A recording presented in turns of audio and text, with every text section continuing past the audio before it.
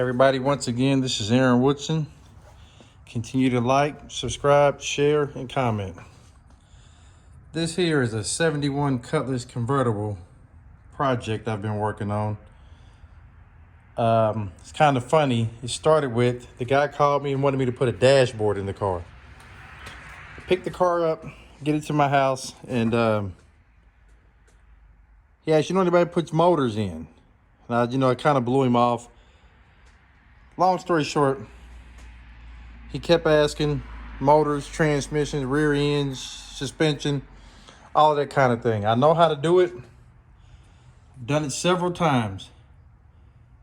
So here it is, a full-blown 71 Cutlass project that I didn't want to have any parts of. So it's taken me a while.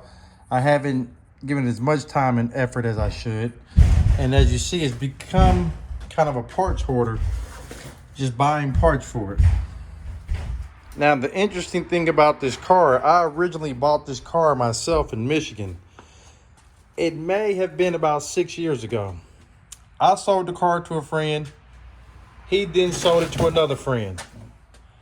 He had the car painted this color blue, these rally stripes, which I don't agree with, but it's not my car, so that doesn't matter. And then, so it's been through 3 owners since I originally purchased this car. So what I'm doing here, I've upgraded the engine to a 455 out of a 72 Cutlass Supreme parts car I had it completely rebuilt, had the transmission rebuilt. I'm going to do the whole suspension on this, front suspension, rear suspension. I like to start from the back and work my way to the front. I'm also doing a brake upgrade. Had the rear end rebuilt by Moser Engineering. Added 342 gears, poly track rear end in it. As you can see, I've got the new coil springs, new shocks, and the Right Stuff disc brake kit in there. I'll probably end up eventually painting the calipers. This car, and then I also put tubular control arms on it. And the uppers are adjustable. This car, I wanted the guy to take it off the frame just to clean the frame up. And he agreed at first and then retracted and said, just put the new parts on there. I bought a lot of parts from Inline Tube, all new brake lines, transmission lines, a little bit of everything. I bought some Flowtech headers. I have a set of hooker headers on my car, and looking at the specs, they seem to be the same header. So we're going to try these Flowtech headers on this car.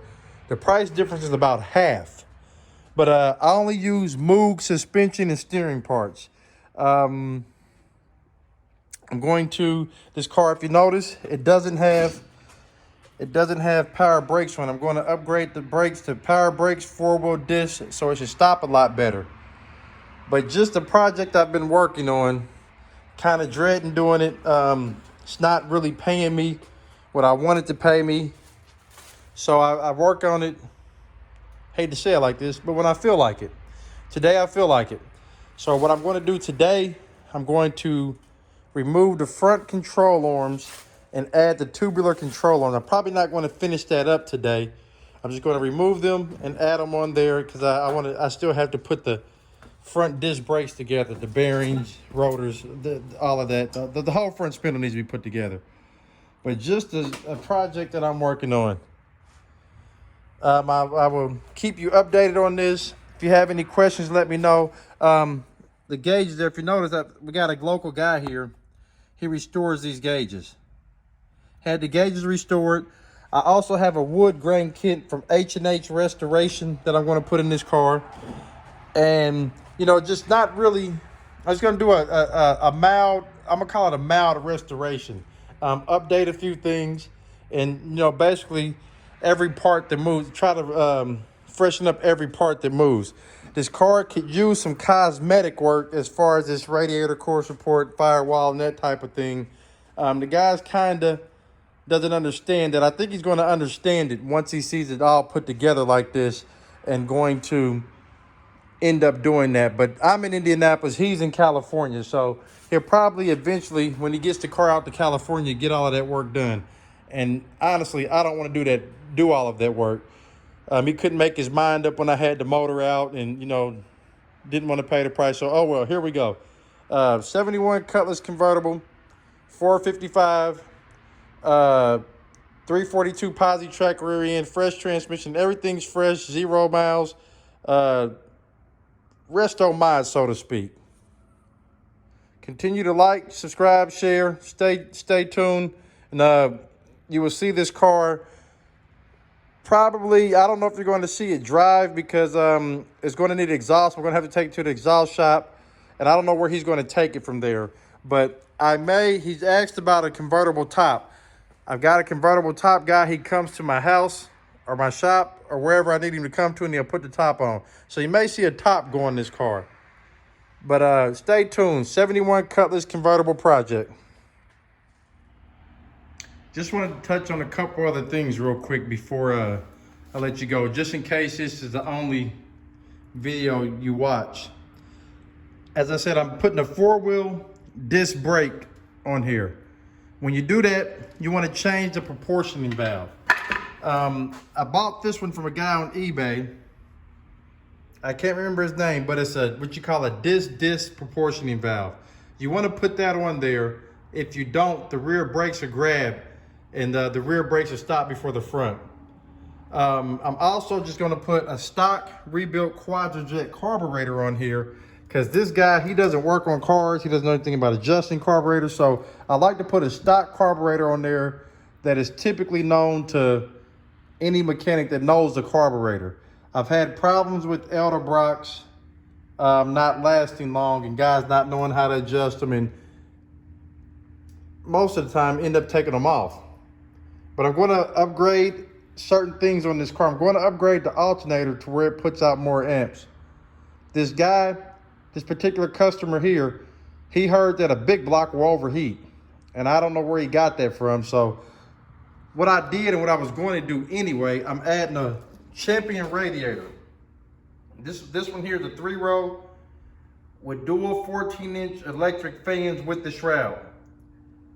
It's a great addition to your cooling system. Everything else is basically like, I'm going to put tubular control arms in the front. Everything else is basically stock for the most part. New coil springs, new shocks, like standard equipment replacement. Tie rods, Moog. I like Moog. A lot of people like Moog. But this car here, when I finish this car, I have another 71 Cutlass Convertible. I'm going to put some aluminum heads on it and change the cam in it. These Cutlasses, they are, I guess, my favorite A-body, you would say. I'm an Oldsmobile man, come from an Oldsmobile family. These cars, I try not to work on them, but it's hard not to when I see guys go to different shops and they get ripped off, and the work isn't done right and the work isn't done good. And I've been telling guys, a lot of these shops, it's not that they're trying to rip you off or they intend on ripping you off. A lot of them don't know about these cars. I've been working on cars since I was about 12 years old, the early 90s. So carburetors were still around, points were still around.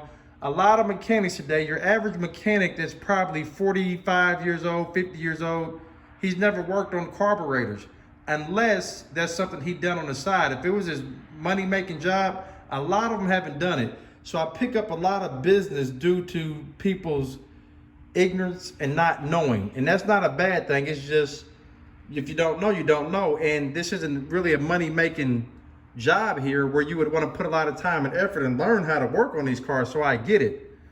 After that car, I have a 72 Cutlass Convertible. I'm going to do the same thing to it.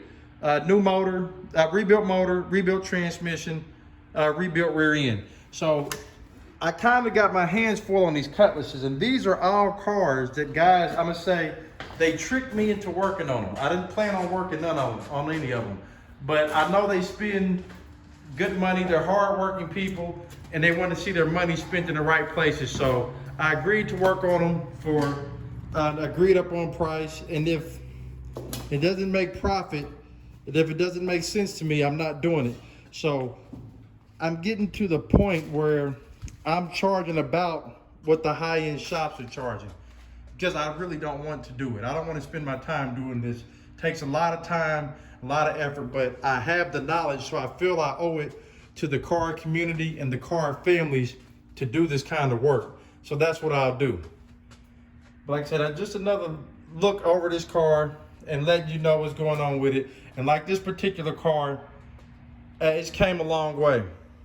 And if you're in Indianapolis, you can't say Cutlass without saying Aaron Woodson. And it's not a brag. That's just a fact. This guy here, the next two guys, never met them before they owned a Cutlass. They was looking around, wanting to get their Cutlass worked on, get their Oldsmobile worked on, keeping it Oldsmobile. And they said, I heard your name 2 or 3 times, so here I am. I appreciate that. I love the word of mouth. I don't advertise. I don't do this full time. I have a full-time job where I do body work. But I've had a hand in a lot of Cutlasses in Indianapolis. Like this particular car here, it's had new quarter panels put on it. It's had different doors put on it, different fenders put on it. I put a lot of time and effort into making sure that these cars are put back on the road in the correct manner. I do a lot of consulting on these, so to speak, a lot of advice, a lot of do's and don'ts, and I give my opinion on a lot of these cars. So that's how I end up doing this. As a matter of fact, I have 2 400 transmissions right here for my next builds. Those transmissions are already rebuilt, and they've been sitting here so long, I'm probably gonna have to paint them again. But the one of them is kind of a performance transmission. I'm gonna put a 3000 style converter in it. The other one's a stock. Actually, that one, he goes into a 78 Delta 88. I'm just an Oldsmobile guy and like to see these, keep Oldsmobiles alive. Continue to like, subscribe, share, stay tuned, and you will see more of these Cutlass projects. If you notice, this one has the OAI hood. Of course, that one there is an aftermarket hood. It's lightweight. It's not my favorite, but if you want that look, it's about the only choice you can get. This next car I'm going to work on, he has an original hood that I hooked him up with. But I'll show you the difference in the hoods once I get this one back on the car. But continue to like, subscribe, share, stay tuned, and I'll get some speech classes. Thanks.